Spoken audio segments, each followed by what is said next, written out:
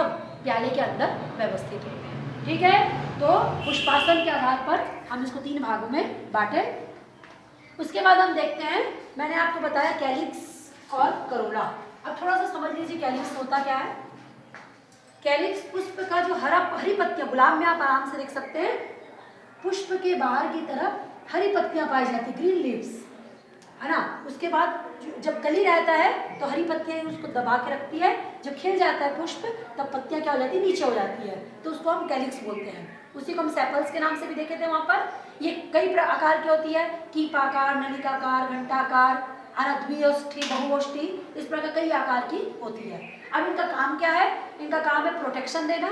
जब कली होती है ये तो क्या करती है, कीट पतंगों से इसकी रक्षा करती है और प्रकाश संश्लेषण करके ये फूड बना करके पुष्प को देने का काम भी करती है। उसके बाद कोरोला। कोरोला पुष्प का जो रंगीन हिस्सा होता है, जैसे कि पीला गुलाब में पीले रंग का, लाल गुलाब में लाल रंग का, जो रंगीन हिस्सा होता है उसको हम कोरोला बोलते हैं और उसको पेटल्स के नाम से भी जानते हैं। ये जो पेटल्स होते हैं ये बहुत ही आकर्षक होते हैं। ये कीट पतंगों को परपरागन के लिए, तितलियों को परपरागन के लिए आकर्षित करते हैं और मधुमक्खियां यहीं से आकर्षित होकर मधु इकट्ठा करने का काम करती है। तो ये जो कोरोला है ये कई प्रकार के होते हैं, जैसे कि पॉलीपेटल्स और गैमोपेटल्स। पॉलीपेटल्स, इसमें जो पत्तियां लगी रहती है स्वतंत्र होती है, मतलब कोई भी पत्ती एक दूसरे से जुड़ी हुई नहीं है, हर पत्ती क्या होगी, स्वतंत्र होगी। क्रूसीफॉर्म इसका उदाहरण है। अब क्रूसीफॉर्म क्या, आपने सेवंती का फूल देखा होगा या गेंदे का फूल देखा होगा या फिर आपने सरसों का फूल देखा होगा, तो उसमें देखा होगा जो एकदम ऊपर का हिस्सा रहता है एकदम तीखा रहता है और भी पत्तियां चौड़ी होते चले जाती है। तो उस प्रकार की पत्तियां सबकी सब स्वतंत्र होती है, उसको क्रूसीफॉर्म करोला कहते हैं। और उस प्रकार का जो विन्यास है उसको पॉलीपेटलस विन्यास कहते हैं करोला का। उसके बाद गैमोपेटल। गैमोपेटल मतलब संयुक्त। संयुक्त मतलब जो पत्तियां हैं वो आपस में जुड़ी हुई रहती है, एक दूसरे से चिपकी रहती है। जैसे कि आपने गेंदा वगैरह की पत्ती देखी होगी, उसके बाद आपने मोगरा की पत्तियां देखी होगी फूल की, तो ये सब पत्तियां कह रही थी आपस में जुड़ी हुई रहती है। तो इस प्रकार का जो करोला है वो गैमोपेटल्स कहलाता है और उनकी पत्तियां आपस में संयुक्त रहती है। उसके बाद जो पत्तियां रहती है उसमें दूसरी पत्ती से, मतलब जब पुष्प में जब विन्यासित होती है उसके आधार पर कई प्रकार की होती है, जैसे कि कोरस्पर्शी, ट्विस्टेड, कोरछादी, पंचक और ध्वजक।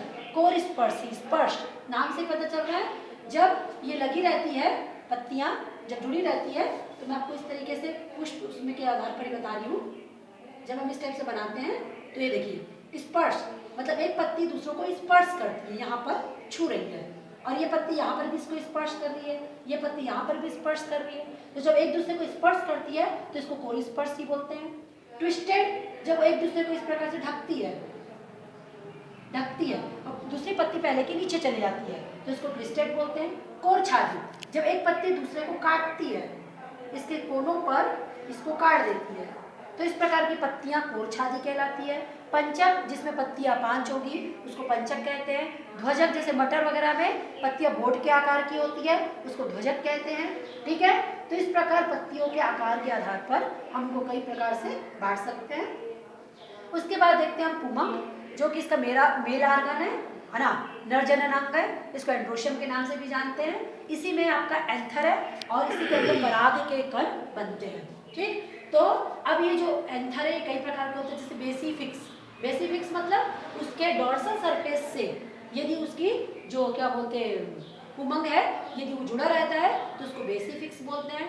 डोर्सोफिक्स, जो दो पुमंग के बीच में, ये देखिए एक ठोक पूरा अलग से बना हुआ है, ये देखिए आप देख सकते हैं, एक और ये दूसरा, और इसके नीचे से एक पुमंग बना हुआ है।